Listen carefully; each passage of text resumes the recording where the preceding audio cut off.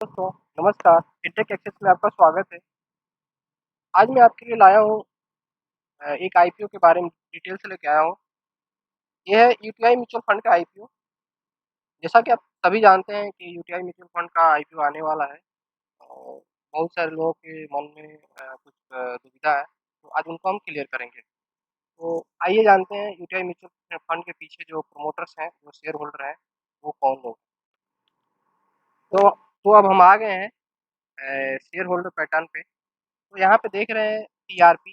TRP जो है 26% की हिस्सेदारी होल्ड करता है।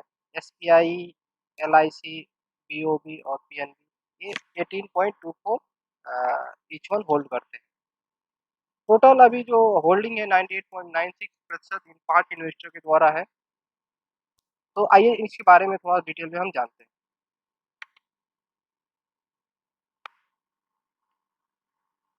तो अभी हम आ गए हैं। तो यहाँ पे देख रहे हैं इनकी अगर बिजनेस की बात करें तो incorporation in 2002, UTI AMC is the business of managing the domestic mutual funds of UTI Mutual Fund, provides portfolio management services to institutional client and high net worth individual like employee, EPFO, National Skill Development Fund, Postal Life Insurance, and manage retirement fund with NPS offshore fund like Shinsei, UTI India Fund, and alternative investment fund category to a diverse group of individual institutional investor, bank, trust, and NRI। तो आप इनका जो portfolio देखेंगे काफ़ी diversified है, काफ़ी बड़ा है। इसमें ईपीएफओ, नेशनल पेंशन स्कीम, आपके कई तरह के जो पोस्टल लाइफ इंश्योरेंस, ये मतलब इंडिविजुअल भी है, कारपोरेट भी है, इंस्टीट्यूशनल भी है, हर तरह के आपको इसमें इन्वेस्टर दिखाई देंगे। क्रिसिल के अनुसार जो ये यूटीआई म्यूचुअल फंड है, ये largest AMC in India. Total AUM के हिसाब से जो नंबर 1 पे है, 7th largest AMC in India. अगर हम इसकी म्यूचुअल फंड के हिसाब से देखें तो ये 7वें नंबर पे है। Management fees from domestic mutual fund account are 72.7%। यानी कि अगर जो टोटल जो इनकी इनकम होती है वो उसमें से 72.7% जो आता है वो म्यूचुअल फंड बिजनेस से आता है, डोमेस्टिक म्यूचुअल फंड बिजनेस से।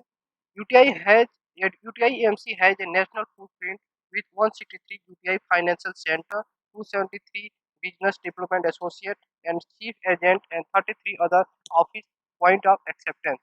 UTI AMC also has approximately 51,000 independent financial advisor. तो इनका जो नेटवर्क देख रहे हैं, नेटवर्क भी काफ़ी अच्छा है और काफ़ी बड़ा है। मेजॉरिटी शेयर होल्डर की बात करें तो UTI AMC has 4 in sponsor, SBI, LIC, PNB and BOB, each of which has the Government of India as majority shareholder.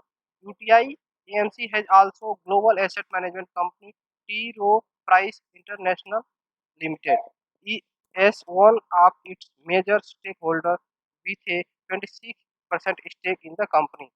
तो टी रो प्राइस इंटरनेशनल लिमिटेड जो 26% की हिस्सेदारी होल्ड करती है। इनके अभी जो है currently 178 domestic mutual fund scheme है और ये स्कीम जो है आपको equity, hybrid, income, liquid, money market सभी मिला के। कंपनी प्रमोटर की बात करें तो ये जो कंपनी है एक प्रोफेशनली मैनेज कंपनी है। इसका सेबी के आइडेंटिफिकेशन के हिसाब से नो कोई प्रमोटर नहीं है। अगर इन फाइनेंशियल की बात करें तो फाइनेंशियल पे आप देखेंगे कि जो इनका मुनाफा है वो थोड़ा-सा अभी अ, आपको इसमें दिखा रहा होगा जो फाइनेंशियल है 2019 में इनका जो मुनाफा है थोड़ा कम हुआ है। इससे पहले मुनाफा इनका ठीक रहा है। ये सारे जो हैं ये मिलियन में है।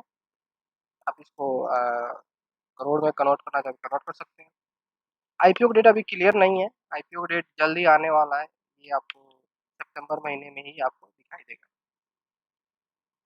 यह एक बुक बिल्डिंग इश्यू होगा और ये 3.89 करोड़ के शेयर्स हैं और ये जो कंपनी है 3000 के शेयर्स अपने मार्केट में उतारेगी। जो शेयर का फेस वैल्यू है वो ₹10 होगा।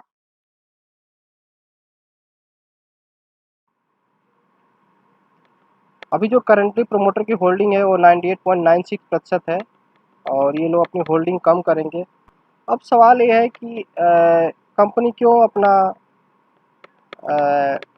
आईपीओ लेके आ रही है। तो एक्चुअली क्या है, सेबी के कुछ नियम है और सेबी के नियमों का पालन करने के लिए ये जितने भी इन्वेस्टर हैं इनको अपनी स्टेक जो है कम करनी पड़ेगी और ये लोग ओएफएस के माध्यम से अपनी स्टेक को कम करेंगे और इसीलिए ये लोग मार्केट में इस कंपनी को लिस्ट कराना चाहते हैं। तो इससे पहले भी अगर हम बात करें कि क्यों हम इन्वेस्ट करें इसमें, तो अगर हम बात करें तो जो यूटीआई म्यूचुअल फंड है, यूटीआई म्यूचुअल फंड का जो बिजनेस है, ये जो एसेट मैनेजमेंट जो कंपनी है, ये जो एसेट मैनेज कंपनी है एयूएम के हिसाब से सबसे बड़ी कंपनी है और अगर ये स्टॉक एक्सचेंज पर लिस्ट होती है तो इसका बेनिफिट इस कंपनी को मिलेगा। इससे पहले भी 2 कंपनियां लिस्ट हुई हैं, तो आइए उनके बारे में जानते हैं।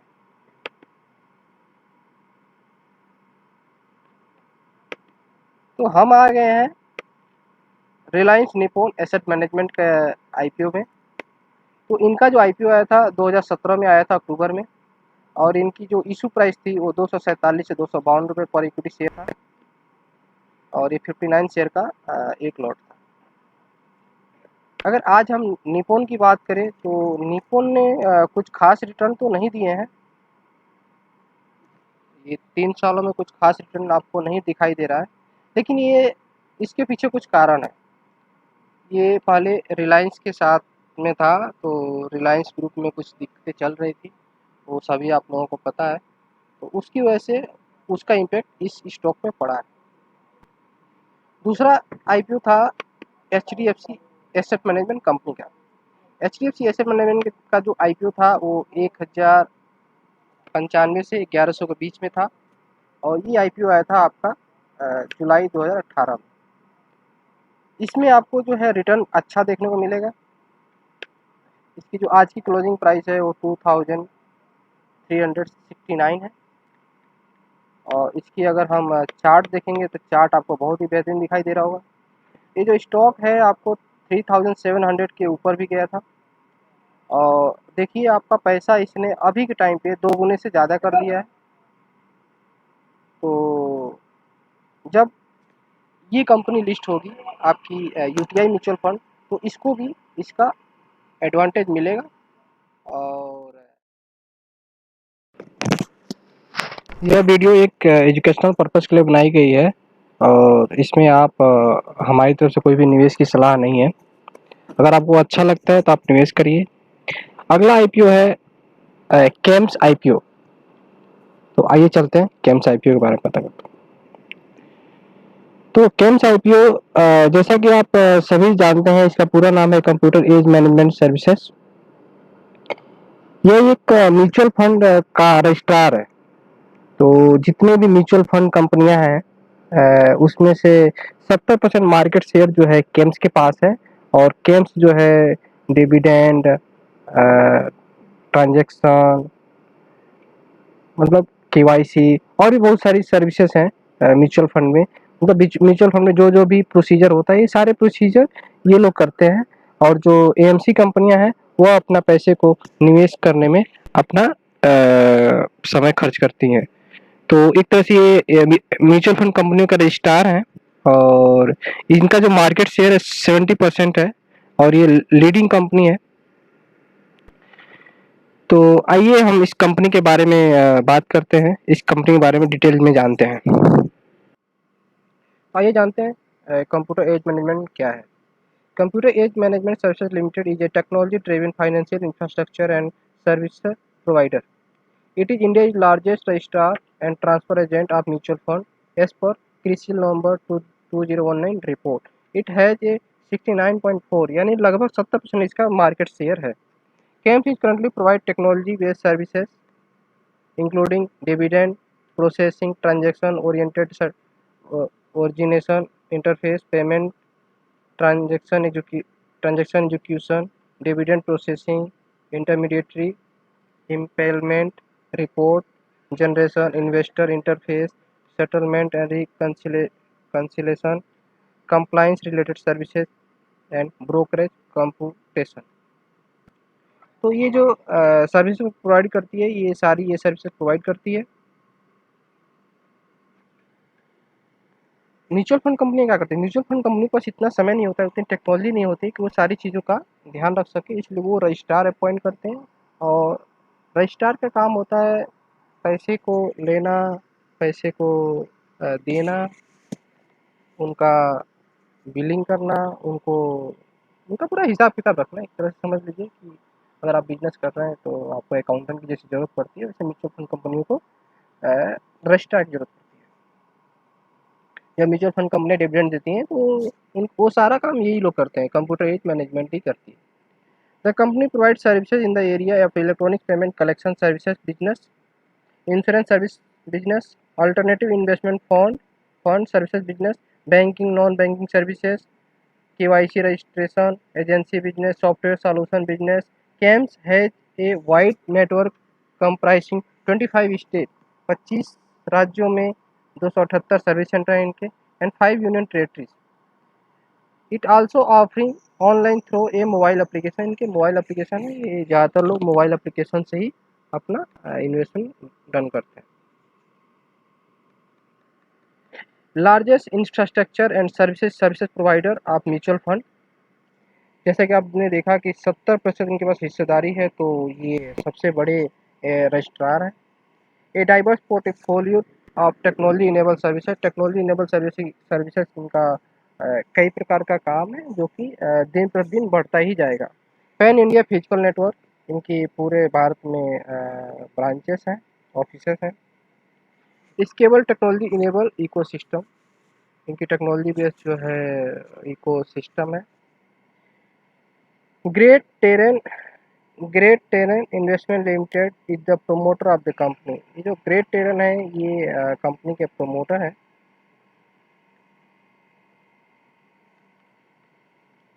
कंपनी फाइनेंशियल रिजल्ट की बात करें तो कंपनी का मुनाफा है, मुनाफा भी आपको ठीक ठाक ही दिख रहा है। 1242 मिलियन जो है 31 मार्च में रहा, 31 मार्च 2017 में, और वही 31 मार्च 2018 में इनका जो प्रॉफिट था वो 1463 मिलियन था। और 31 मार्च 2019 में इनका थोड़ा मुनाफा थोड़ा कम हुआ है, और यहाँ पर ये 1308 मिलियन रहा है। अभी ये 30 सितंबर तक का इनका जो मुनाफा है वो 827 है।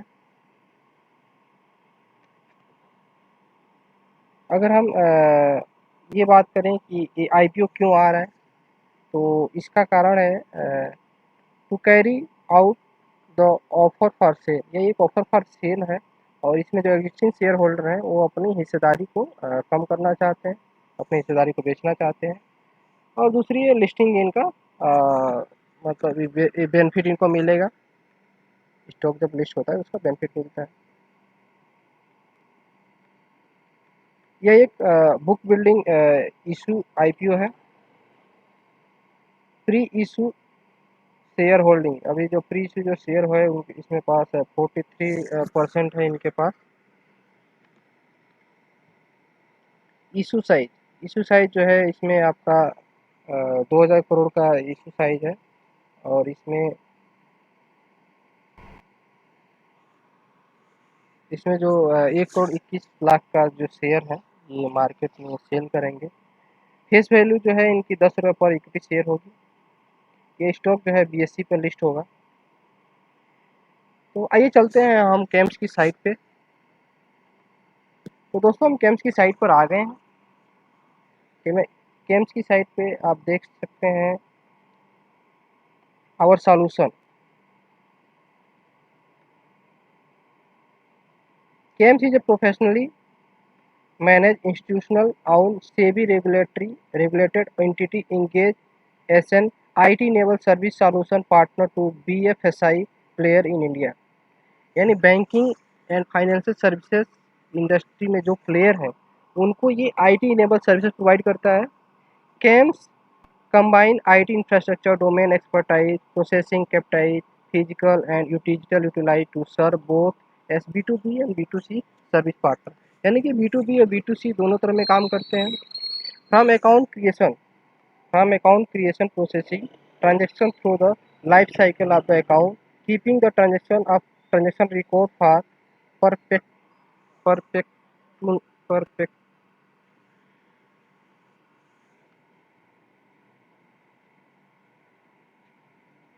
keeping the transaction record for perpetuity and delivering the ongoing service requirement of the customer make the core value proposition of CAMS. Power of technology. CAMS Mutual Fund Technology Platform has matured and has built a interfaces to receive, process and deliver data with multiple market participants. तो ये जो है अपने services के बारे में बता रहे हैं आपको यहाँ पे power of technology, IT infrastructure, information security, business continuity, power of people. तो इस तरह से इनके पास जो है काफ़ी अच्छी इनके पास सर्विसेज हैं। आप इस साइट पे विजिट करिए और इसमें आप बहुत सारी चीज़ें आपको यहाँ पे मिल जाएगी।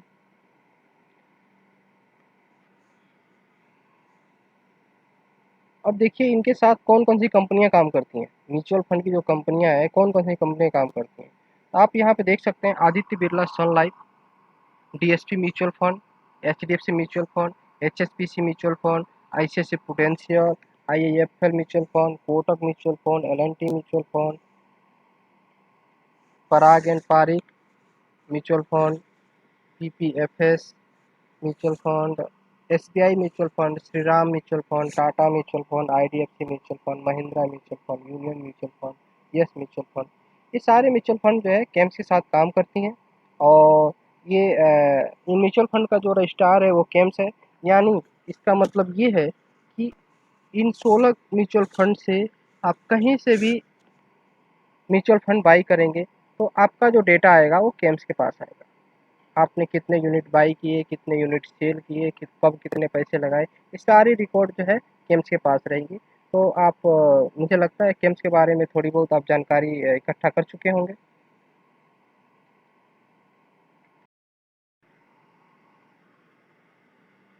तो ये जितने म्यूचुअल फंड है ये सभी केम्स के साथ काम करती हैं और केम्स एक मार्केट लीडर है। तो इसमें आपको इसके बारे में रिसर्च कीजिए, इसके बारे में आप पढ़िए और अगर लगता है कि ये इसमें निवेश करना चाहिए तो आप उसके बारे में विचार कीजिए। आगे हम बात करेंगे इसमें इन्वेस्टर कौन-कौन से हैं। तो आप देख रहे हैं यहाँ पे जो CAMS CAMS is co owned by NSC NSC investment limited. ये सब्सिडियरी ऑफ एनएससी जो स्टॉक एक्सचेंज है उसकी सब्सिडियरी है एनएससी इन्वेस्टमेंट लिमिटेड, उसके द्वारा होल्ड की जाती है। वार्नबर्ग पिncus यह एक ग्लोबल प्राइवेट इक्विटी फर्म है, इसकी भी इसमें हिस्सेदारी है। फीरिंग कैपिटल एक Indian middle market private equity firm है, इसके द्वारा भी होल्ड की जाती है। एसी एसिस इन्वेस्टमेंट प्राइवेट लिमिटेड ये भी एक इसमें पार्टनर है। एचडीएफसी ग्रुप, इसमें एचडीएफसी ग्रुप भी है। तो आप देख रहे हैं कितने स्ट्रॉन्ग इसके जो प्रमोटर हैं कितने स्ट्रॉन्ग हैं, जो इसके जिसको होल्ड करते हैं वो काफ़ी लोग स्ट्रॉन्ग स्ट्रॉन्ग है। तो इसीलिए मार्केट लीडर है।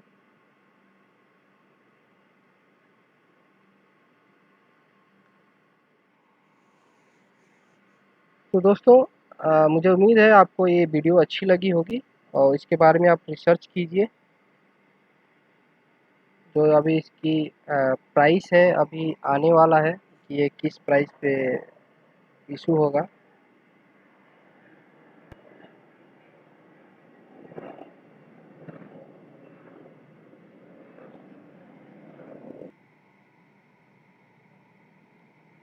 तो जो इसको कैम्स को own by NSC Warburg Pincus, Faering capital, ACS investment private limited, HDFC group. इसमें से जो वॉरेन बर्ग फिनकस है ये ग्लोबल फर्म है और बाकी सारे इंडियन फर्म है। HDFC को आप जानते ही हैं। हिरिंग जो है एक mid market Indian mid market private equity firm है। एशियस investment Chennai based investment company है। तो जो इसके होल्डिंग है, जो शेयर होल्डर है काफ़ी स्ट्रॉन्ग है। तो अभी देखिए ये किस प्राइस पे लिस्ट होता है, किस प्राइस पे इसका IPO आता है और इसको इसके बारे में रिसर्च कीजिए। आप मेरे वीडियो के आधार पे कोई भी इन्वेस्टमेंट डिसीजन न लें, इसके बारे में रिसर्च करें। पैसा आपका है तो आप ही की मर्ज़ी होनी चाहिए और मुझे उम्मीद है कि ये वीडियो आपको पसंद आई होगी और बेस्ट ऑफ लक। अगर आपको वीडियो पसंद आए तो आप इसको लाइक शेयर और सब्सक्राइब करना बिल्कुल ना भूलें और ऐसे ही IPO equity market mutual fund के बारे में जानकारी प्राप्त करने के लिए आप हमारे चैनल को फॉलो कर सकते हैं। अगर ये वीडियो आपको अच्छी लगे तो लाइक शेयर और सब्सक्राइब करना बिल्कुल भी ना भूलें। हमारा वीडियो देखने के लिए आपका बहुत बहुत धन्यवाद। नमस्कार।